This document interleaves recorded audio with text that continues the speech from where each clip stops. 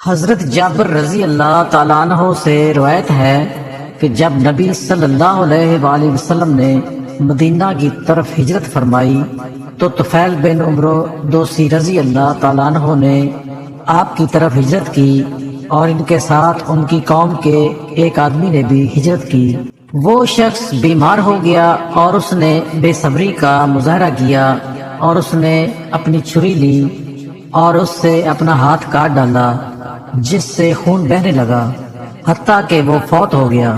طفیل بن عمرو رضی اللہ تعالیٰ عنہ نے اسے خواب میں دیکھا کہ اس کی حیت اچھی ہے اور اس نے اپنے ہاتھ ڈھانپ رکھے ہیں۔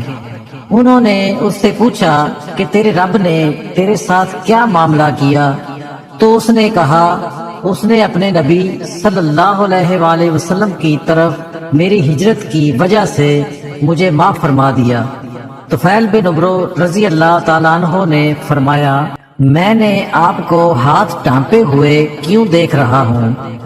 اس نے کہا مجھے کہا گیا کہ ہم تمہارے اس حصے کو درست نہیں کریں گے جسے تم نے خود خراب کیا ہے۔